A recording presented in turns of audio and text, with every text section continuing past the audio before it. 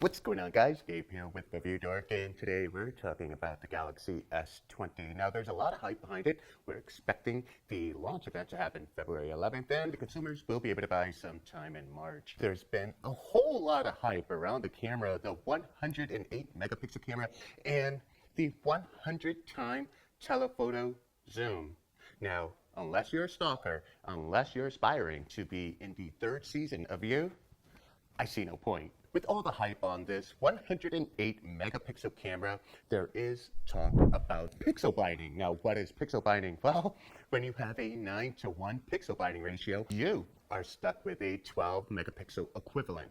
So, let's not hype so much about the spec because we still have to see what Samsung will do with the processing. As you guys can see, I tend to collect phones like some of you collect speeding tickets. I hope you don't collect speeding tickets. And what we have is the Pixel 4, we have the Note 10 Plus, and we have the ever popular iPhone 11 Pro. Now, each of these phones do amazing things by itself.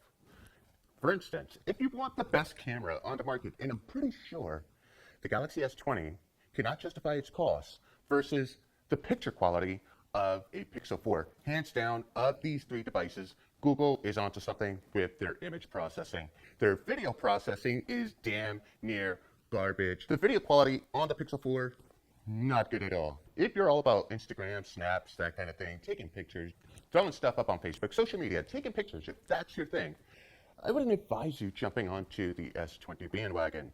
Now, if video is your thing, then you're hitting a home run with the iPhone 11 Pro. And not just with video. We're talking about an A13 Bionic chipset.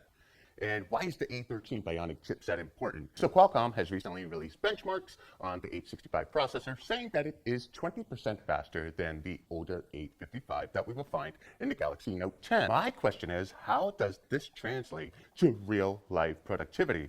Again, those who get the Note 10 are not getting the Note 10 for video or cameras. But given that the Galaxy S20 is spec so close to the Note 10, I'm just wondering who Samsung's trying to speak to.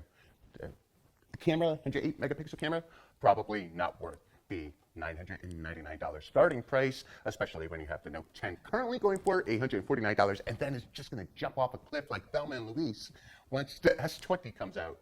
You know who Thelma and Louise is? He's too young, guys.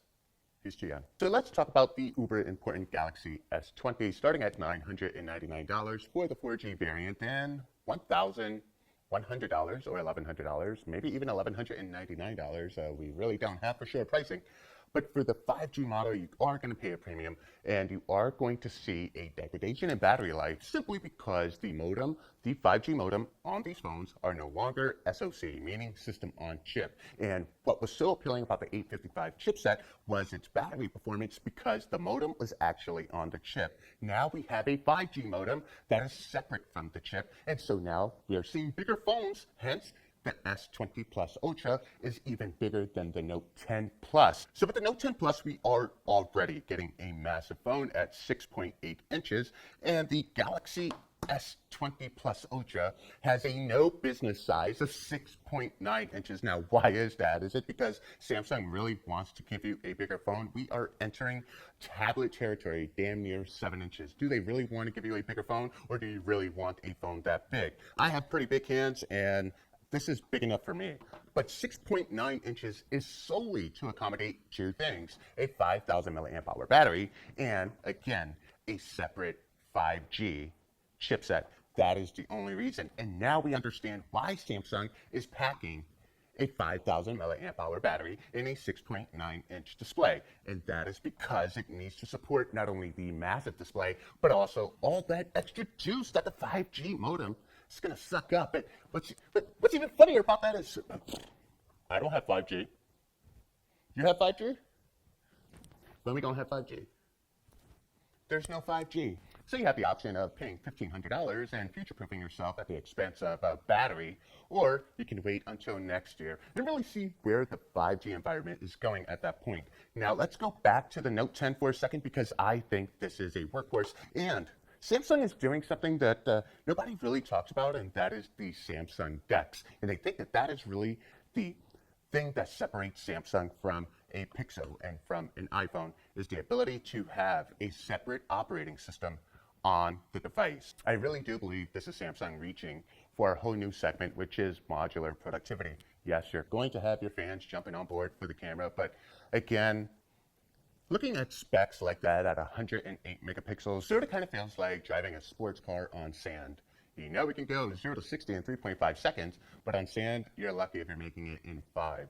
Let's not get too caught up in the hype, and actually what I'm more excited for is the Galaxy Fold, or the Galaxy Fold 2, or do we call that the Galaxy Z, or the Zen, or whatever we're going to call that.